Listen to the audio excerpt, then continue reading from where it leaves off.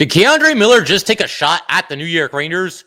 Plus, who are the biggest winners and losers of the Gavrikov signing?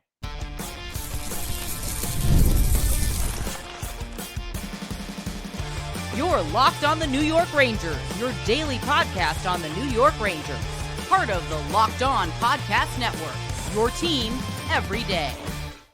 Welcome back, Blue Shirts fans, to episode number 1347 of the Locked On New York Rangers podcast. I'm your host, John Chick. Just want to thank you guys, as always, for making Locked On New York Rangers your first listen every day. We are free and available on all platforms, including YouTube, and we are, of course, part of the Locked On Podcast Network, your team every day. So, obviously, big changes for the Rangers this offseason and really the last calendar year or so. All told, all put together, it's an ever-evolving roster for the Rangers. And obviously the biggest move, or I suppose the biggest two moves of this offseason, the signing of Vladislav Gavrikov and the trading of K'Andre Miller. Essentially, Gavrikov comes in here and takes K'Andre Miller's spot. And with that said, I wanted to kind of put a bow on all the Gavrikov talk and whatnot with winners and losers of that deal. And granted, we are going to be talking a little bit later today, actually, with Eddie Garcia from Locked On Kings. Going to ask him a couple of questions about Gavrikov as well.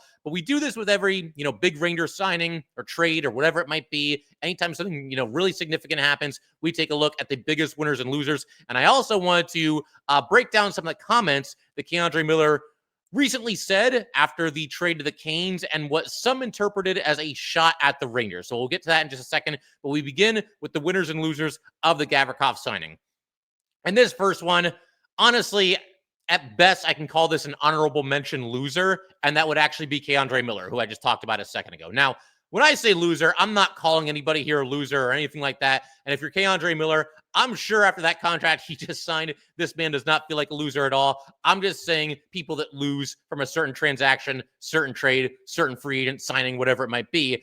And for me, once the wheels were in motion, once it became pretty obvious, or I guess not obvious, but very, very likely that the Rangers were going to sign Gavrikov, Miller kind of popped into my head as one of the losers of that deal, simply because it felt like Gavrikov was basically coming in here to take K'Andre Miller's job. Now, there is a world where it would have at least been possible for the Rangers to sign Gavrikov and also figure out a way to keep Miller under contract. That's at least possible, but make no mistake about it. Once the Rangers were going to sign Gavrikov, and once they put pen to paper and the deal got done, as soon as that happened, whatever chances that Miller had of remaining with the Rangers sharply decreased after that. And of course, we got the sign and trade, and he now has an 8-year deal worth $60 million for the Canes.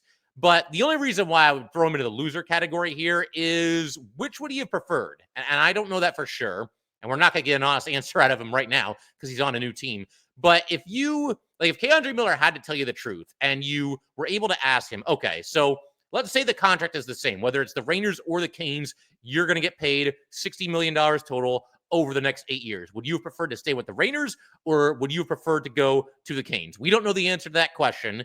And honestly, we might never know the answer to that question. But if Miller would have, all things equal, preferred to stay with the Rangers once Gavrikov was signed, the chances of that happening became significantly lessened. So he's a loser from the deal in that sense. But again, he signed quite the contract, and he's set for the next 8 years. So he's going to do okay. I don't think that we should feel too bad for K'Andre Miller. Winner from this deal, I'm going to go ahead and say a current New York Ranger defenseman as opposed to a former one, and that would be Adam Fox. Gavrikov very likely is going to be the best defense partner that Adam Fox has ever had at this point in his career. I was a big fan of that Lindgren-Fox combo, and the everydayers, people that have been watching this podcast or listening to this podcast, since its inception or for the last few years, you guys know that I was always a big Ryan Lindgren guy, just one of those heart and soul kind of players. But I think Gavrikov has the stronger all-around game, especially when you look at, where Ryan Lindgren was and where his game was this past season. Obviously, before the Rangers ended up trading him over to the Avalanche, and Lindgren has since signed with the Kraken, but his game had slipped, and you can't say the same for Gavrikov. Gavrikov is a very steady, consistent player, and somebody that I think Adam Fox is going to work very well with this upcoming season. And there aren't too many things in this lineup, we've talked about this, that you can write in Sharpie. That's one of them. You can put Gavrikov on the top pair with Adam Fox. I'll also be curious to see if Fox and Gavrikov, we know they're going to play 5v5 together, but I'd be curious to see if they're going to be together on the penalty kill as well, because we've seen a couple of recent Ranger coaches, a lot of times what they do is they take the defense partners at 5v5, and they actually switched them for the penalty kill. In recent seasons, we would see Lindgren and Trouba out there on the PK, and then we would see Fox and Miller, despite the fact that wasn't, the 5v5 alignment on most nights. So that's going to be interesting in its own right. Curious to see how Sullivan looks to line up that way, or how he looks to line up. But I think Fox and Gavrikov, we'll see about the PK, but 5v5, you can pretty much connect those two to the hip right now. One of the losers of this would be, it's not really a person, but it's the Rangers' chances of signing a big-name UFA next offseason. $7 million for Gavrikov is probably less than he could have gotten on the open market, and more on that in a minute. Technically, he did hit the open market, but he was with the Rangers, pretty much right away. Because, it is a little bit of a discount. It is a little bit of a break for the Rangers, but $7 million does still eat up a decent amount of the salary cap. And if you're a Ranger fan and you're eyeing next year's free agent class, and I think all of us have at least one eye, at least slightly on that class, because it is pretty wild to look at it. But if you really want, McDavid or Robertson or, Kaprizov or Eichel or one of these big guys, Kempe maybe, the chances of the Rangers pulling that off do go down at least a little bit, because they just spent a big amount of money on Vladislav Gavrikov. And that was one of my reservations about signing him in the first place. But facts are facts here. Gavrikov was one of the best free agents available. And very clearly, he's going to make this team better. I don't see any possible scenario where that wouldn't happen. And one thing that's kind of a little bit of a silver lining here, as far as like cap space next offseason, you got to remember Panarin, his contract will be off the books. Carson Suzy, same thing there. He might get moved even before then. Who's to say for sure? But that's about $15 million in cap space right there. And you should be able to do at least a little bit of that. Work with that to try to go after one of those big fish in next year's free agent pond. One of the winners of free agency, I'm going to say Ranger fans in general, whether you like this pickup or not. Ranger fans are winners here, and this is why. Players around the NHL, not all of them, but a very good amount of them, they still want to come and play hockey for the New York Rangers. This despite the fact that there's been a lot of drama recently. This despite the fact that a lot of wheelings and dealings recently. It seems like, nobody's roster spot is secure on this current Ranger team, with very, very few exceptions. You've got the whole one Stanley Cup in 85 years things. You've got the inherent pressure of just playing in New York. It's not always the easiest thing to do, and you're always under a magnifying glass when you play here. But with all that said, Gavrikov included, players still want to play here, and we're very, very fortunate in that regard. And with Gavrikov, you can't tell me that, this was the only offer that he had, this one offer from the New York Rangers, and he couldn't have possibly gone anywhere else. Now, granted, Gavrikov, he was said to have had a pretty short list of teams that he would really like to play for. So in some ways, maybe he limited his own free agent market in a way. But, 7 years, $7 million, it's less than I thought it would cost to get him. And I'm convinced that he probably, if he wanted to play hardball, he probably could have gotten more money somewhere else. Or at the very least, him and his camp could have leveraged other teams against the Rangers to try to get a better offer out of the Rangers. Doesn't sound like a whole lot of that really went on. We don't know everything that goes on behind the scenes, and maybe he was talking to this team or that team. There were rumors that he was still talking with the Kings right up until the start of free agency. But with all that said, the deal got done, and I think we're in pretty good shape. And again, we have to feel lucky as fans that players still want to come over here and play for the Rangers, including sometimes even at a discount, which seems to be what happened here with Gavrikov. As far as loser of this deal, I'm going to say it's kind of like a subsection of Ranger fans, because we just said Ranger fans are winners, but a subsection here is going to be Ranger fans who hate the full no move clause, because there's another one on the books right now with Vladislav Gavrikov. And let me just say right off the top here, I don't love it either, but I also get the feeling that getting Gavrikov to come here 7 years, $7 million per season, that was a pretty big bargaining chip, for both sides, really. Gavrikov, okay, I'll sign for a little bit less, but you got to take care of me. I don't want to go anywhere in the foreseeable future here. And with the Rangers, again, that seems to be a tactic that they use to get guys to sign for at least a little bit less. We saw that. We've seen that with a lot of different players. Look at all the different players on this team with the full no move clauses, whether it's Panarin, whether it's Mika, whether it's Adam Fox, his full no move just kicked in. Obviously, Igor Shesterkin is another one. So they do go to that well quite a bit. In this case, though, I think it's somewhat understandable and somewhat justified. And I'm less nervous about it than I would typically be, because Gavrikov, again, very consistent player. That's kind of his calling card. I don't think that his game is going to fall off a cliff in 2 or 3 years, and I think we'll be okay with this contract moving forward. To do the whole, the whole rundown here of his contract and how it's going to work. So the first 5 years of Gavrikov's contract, full no move clause, can't be traded, waived, or anything else without his permission. The 6th year contains a 20-team no trade clause, and then the 7th and final year contains a 15-team no trade clause. But I'm hoping and keeping my fingers crossed that we'll be okay and that Gavrikov will hold his own, and that this is probably a tactic by the Rangers to include the full no move clause for the first 5 years as a way to get him to sign for at least a little bit less. Another winner here, I'm going to say Gavrikov himself. I mean, he already scored a few points with me and maybe some of you as well for taking what seems to be at least something of a discount from the Rangers. Again, you look at Provorov, and I know I keep comparing the two. Gavrikov is a better defenseman, and yet Provorov gets the better contract. He gets $8.5 million per season. So Gavrikov still gets paid. He probably won at least a couple of points with Ranger fans, for taking a little bit less. And he has a chance to be a very popular player very quickly. When you look at the way these Ranger defensemen played last season, and when you look at how down Ranger fans were on guys like Trouba, guys like Lindgren, guys like Keandre Miller, who were just traded, it just feels like kind of a breath of fresh air a little bit. So if he can just play like solid hockey out of the gates here, I think Ranger fans are going to like Gavrikov, and we'll see how it goes. But again, I do think Gavrikov is a winner from all this. There were a couple of other tidbits surrounding this whole deal here, and we'll get to Keandre Miller's comments in just a second. The Rangers apparently tried to do a sign and trade with the Kings to get an 8th year on the Gavrikov contract, and I guess it just didn't work out, or the Kings were unwilling to make that happen on their end, whatever it might have been. Honestly, I'm good with 7 years. 7 years is plenty.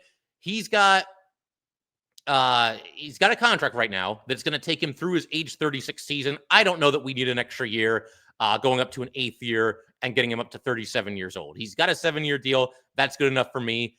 I mean, he'll be a veteran by then. If the Rangers want to re-sign him, they can cross that bridge when they get there. I would imagine the Rangers will probably try and get to 8 years once again to try to keep that cap hit as low as possible, reduce it every season by just a little bit. I don't think it would have reduced significantly, though, so I'm good with the 7 years. I'm very happy with that. There was also this, Keandre Miller commenting on his new team and whatnot.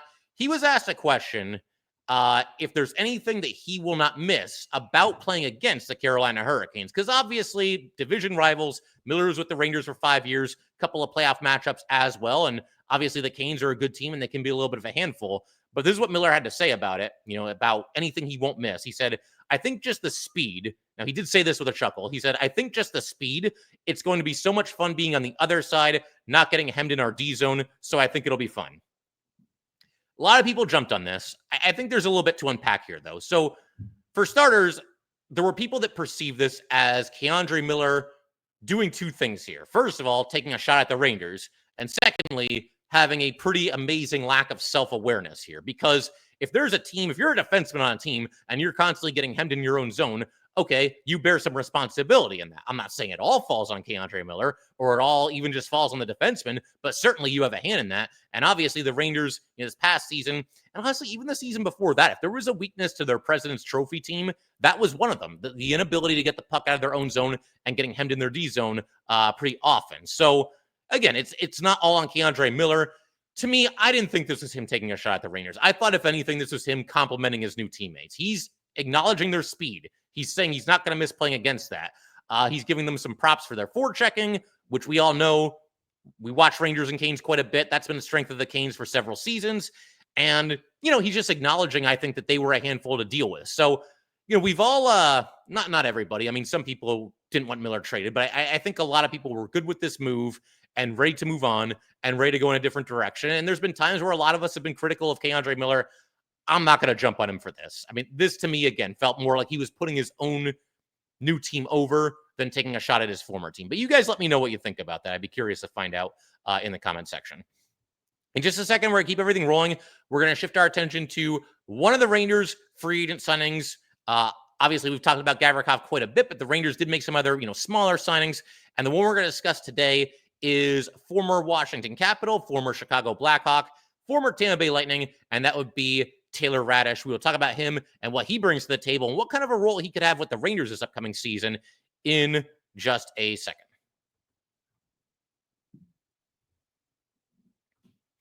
All right, we just want to take a minute to let everybody know that today's episode of Locked On New York Rangers is brought to you by FanDuel. Summer sports are in full swing, and whether you're all about baseball under the lights, golf on the green, or high-stakes soccer action, FanDuel is the best way to make every game more exciting. You're already following the action, so why not make it a little bit more exciting? With FanDuel, you can get in on the game while your friends are getting sunburned at the beach. It's easy to use, fast to pay out, and makes even regular season games feel like must-see events. Whether you're placing a same-game parlay or watching a bet right into the ninth inning, FanDuel makes it feel like you are part of the action. New to FanDuel? New customers can bet just $5 and get $150 in bonus bets if your first bet wins. Open the FanDuel app today or visit FanDuel.com to get started. All right, let's go keep everything rolling here on Locked On New York Rangers. Big shout out to the everydayers. As always, thank you guys so much for supporting this podcast throughout the entire season, the entire offseason as well. Just a little bit later today, we're going to be talking with Eddie Garcia of Locked On Kings. We've done a couple crossovers with Eddie in the past. He's great, does a great job with his show. But we're going to be asking him a couple of questions about Gavrikov and just talking some hockey. It's going to be a good time. But for right now, let's shift the attention to one of the Rangers' more under-the-radar free agent signings, and that would, of course, be right winger Taylor Raddysh, 27 years old, 6'3", 200 pounds. So obviously some pretty good size there. He was selected by Tampa Bay in the second round of the 2016 draft at number 58 overall. That was the fourth to last pick of the second round. So obviously quite late in the second round there. But he's gone on to play 4 seasons in the NHL, or parts of 4 seasons. Half a season with Tampa. He was traded to the Chicago Blackhawks halfway through that season. Then he had 2.5 seasons with the Blackhawks. And then finally, this most recent season as a member of the Washington Capitals. So 305 games total, 43 goals, 57 assists, 100 points. So you're talking about Raddysh, and we talk about point per game players every now and then. He's not that, but he is a third of a point per game player, pretty much right on the nose there. He's also a minus 53, but it is worth pointing out that he played on some absolutely god-awful Chicago Blackhawks teams. I don't know that anybody could have been a plus on some of those squads that he was on. So I wouldn't read too much into that one. But also, averaged 14 minutes, 16 seconds of ice time for his career, 115 block shots, 328 hits, 110 takeaways against 117 giveaways. And then this past season with the Capitals, this was the most he had ever played in a single season in the NHL. 80 games, 7 goals, 20 assists, and was a -7. And Raddysh signs with the Rangers on a 2-year deal worth $1.5 million per season. He gets a little bit of a pay raise from his last contract, which was for 1 year and $1 million from the Caps. And it's kind of interesting how this all came to be, because he ended up on the Capitals last year after he did not receive a qualifying offer from the Blackhawks the season before. And I mentioned that it was interesting, and here's why.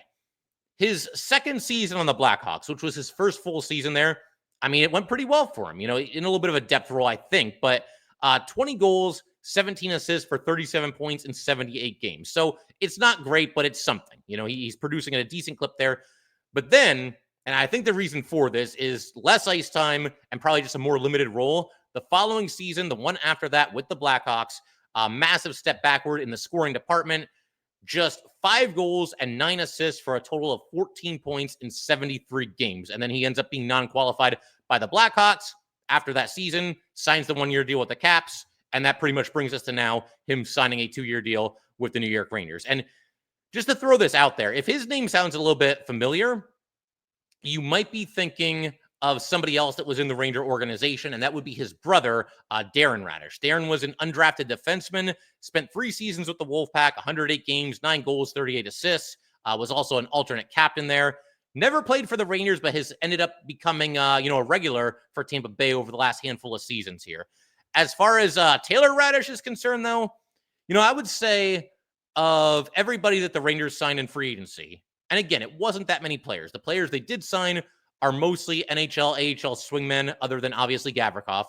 But I would say of everybody besides Gavrikov, the rest of the players that the Rangers signed in free agency, you're probably looking at Raddysh having a better chance of making the opening night roster than probably anybody else. And I would think it's actually more likely than not that he ends up making the roster. And we'll break that down in just a second in terms of like what the Ranger roster might look like in opening night. But I actually reached out to a couple of my fellow Locked On hosts and 2 good dudes on top of that. got Dan Holme from Locked On Caps and Jack Bushman of Locked On Blackhawks, And just want to get a quick scouting report on Raddysh from the two of them. And this is what the two of them said. Now, keep in mind, obviously, again, they both do a great job with their show, and they've both seen Raddysh up close and personal over the last, handful of seasons here. Now, we'll start with Dan from Locked On Caps. And obviously, Raddysh was only there for 1 year, but this is what Dan had to say about him. Honestly, Raddysh is a weird one. Like, he started off pretty solid for the Caps. Good two-way guy, responsible in the bottom six, played a smart game. Analytics actually loved him early on. He wasn't lighting up the score sheet or anything, but he was doing the right things. Then just disappeared. But I'll say this for the Rangers. Low-risk pickup. He's got size, he skates well enough, and when he's on, he can drive possession and chip in some depth scoring. If they're not asking him to be a game breaker and just one solid bottom 6 minutes, he could actually be a sneaky good fit there. Maybe a fresh start in New York helps him reset. Just don't put him on the power play. Learn that the hard way in DC. So, yeah, I don't think we have anything to worry about as far as the last part of that is concerned. I don't think they picked up Raddysh with the idea of putting him on the power play. There's a lot of guys on this Ranger team between the core of the veterans that have been here and some of the young guys that they've got coming along where I don't think that they're going to put Raddysh on the power play. I mean, never say never. And a couple of injuries, maybe that opens the door for him. Who knows? But I don't think they see him in that role. The thing that also kind of got my attention here is that he can drive possession. And we haven't had like a true possession driver. Like, I know everybody loved Buchnevich for that reason. He was obviously very good at that. But that got my attention a little bit. And it sounds like this is somebody, per Dan here, that can step into a bottom six role and at least do a decent job. And when you sign somebody to this type of a contract, it's obviously not a ton of money. I think that's what you're looking for. So hopefully Raddysh can be just kind of a well-rounded depth piece for the Rangers. I think that's probably what most of us are hoping for and maybe even expecting him to do. We also had this comment from Jack Bushman of Locked On Chicago Blackhawks. Taylor was given a top 6 chance here in Chicago, and I think just wasn't able to consistently produce in that.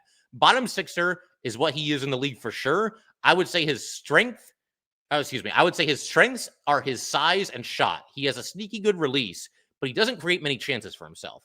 Weaknesses are skating and lack of playmaking abilities. He rounded out his game defensively in his final year with Chicago, which he kind of needed to do to be a bottom sixer in this league. Reliable bottom sixer is probably a bit of a stretch, but he can be serviceable in that role. Consistency just is an issue sometimes. So between the two, I would say Dan probably gave him the higher recommendation, although Jack, he said some nice things about him as well.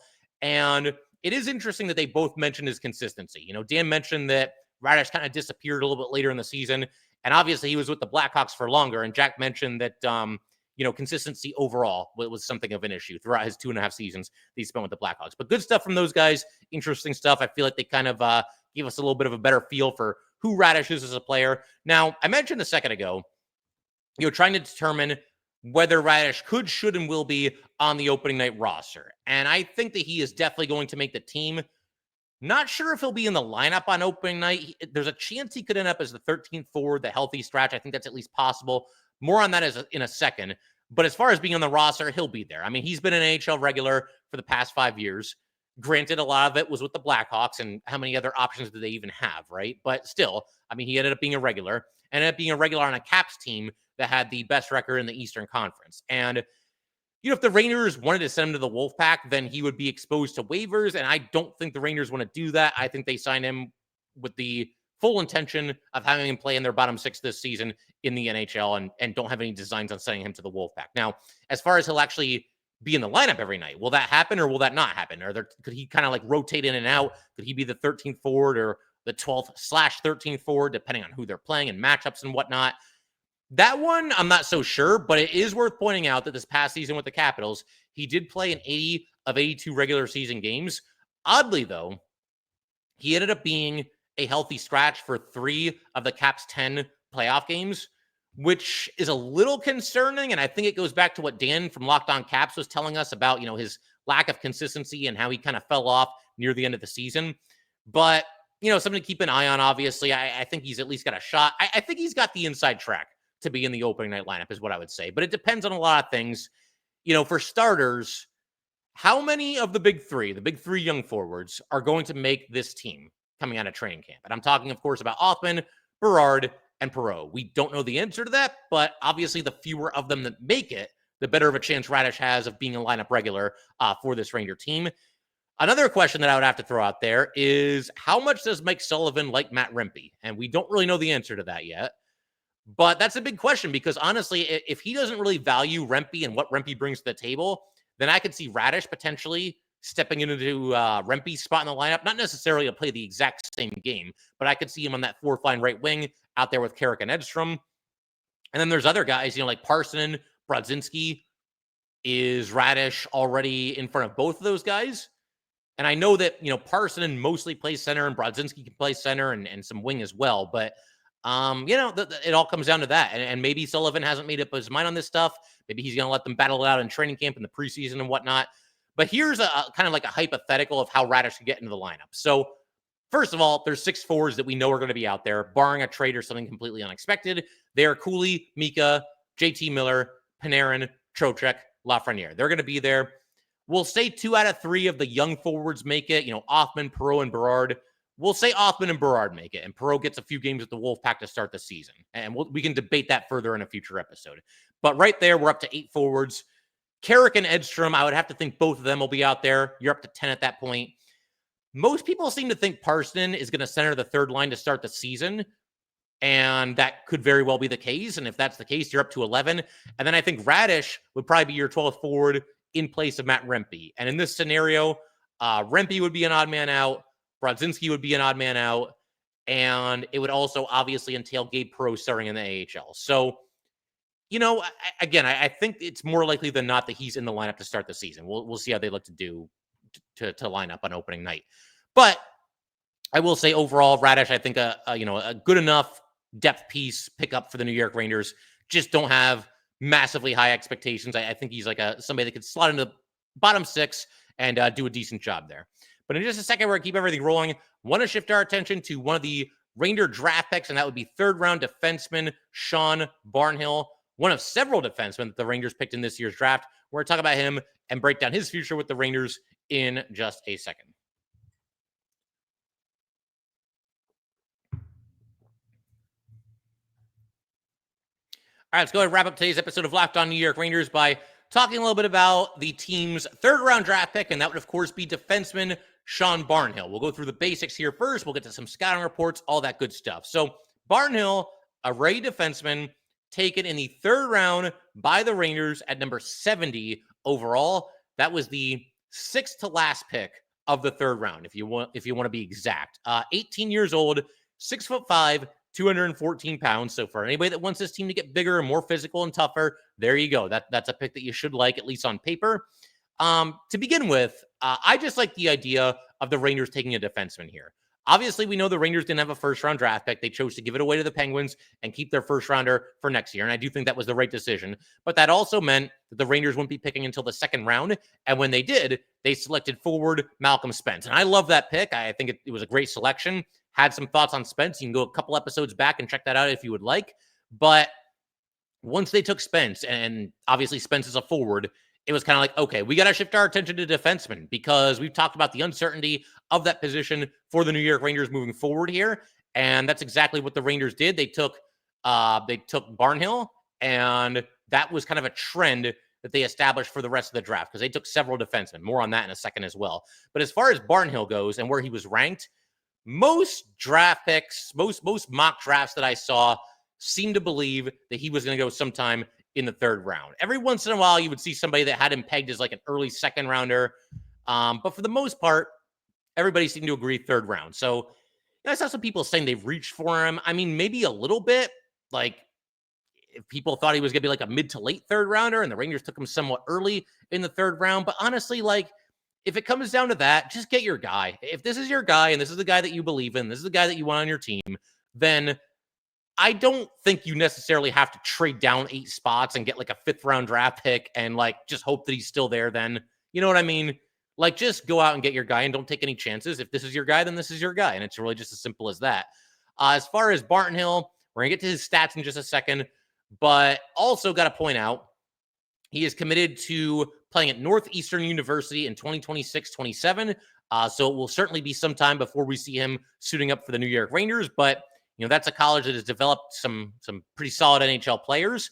And as far as his stats are concerned, he has played 56 games over 2 seasons with the Dubuque Fighting Saints of the USHL. 2 years ago, he was only in 2 games, so can't really count that. But this past season, 54 regular season games and 7 playoff games with the Fighting Saints. And if we combine all those games together, the regular season, the playoffs, the whole 9 yards here, we're looking at 63 games, 4 goals, 9 assists, and a +10. So on paper, at least, he looks like he's a little bit more of a stay-at-home defenseman. Although it sounds like, and again, going by scouting reports and whatnot, and just looking at, box scores and everything, it sounds like Barnhill was becoming a little bit more offensive minded, not to the point where he was sacrificing defense or anything like that, but getting a little bit more involved in the offensive play and making some strides there. An area where he clearly improved per pretty much every stat was in his passing. So that's good to hear as well. Very good at making, just simple outlet passes. He also worked his way into a top 4 role by the end of the season and was even on the top pairing during the Saints playoff run. So sort of a fast riser on his own team, it would certainly appear. But a big question on everybody's mind, and I kind of answered it a minute or two ago, but we know about the frame, we know about the size, 6'5", 214 pounds. Does he use that to his advantage? And in short, yes, he does. This is something that he's known for, his size and his physicality, and he uses these attributes. And some of the Rangers should take notice. You can use these things to your advantage. He uses his frame to win puck battles, shut down rushes, clear players out of the crease. And as a Ranger fan, that's music to the ears of a lot of us because it's just such simple, things. But they're things that we didn't see pretty much any of this past season. There were just too many players on this team that didn't seem willing or able to do those things. And when you hear that somebody is good against the rush and he'll fight for the puck and he'll move guys out of the crease, it's like, man, I can't wait to see this guy make his debut. But like I said earlier, we're probably going to be waiting at least some time for that. I mentioned defending the rush. It sounds like, and again, this is going by scouts, that might be among his absolute greatest strengths. He's very good at that, very good at defending against the rush, very good at defending in open ice. And again, that's an area where the Rangers struggled mightily this past season. I mentioned the physicality too. Something else that I picked up on, per scouts, is that it has always been on display.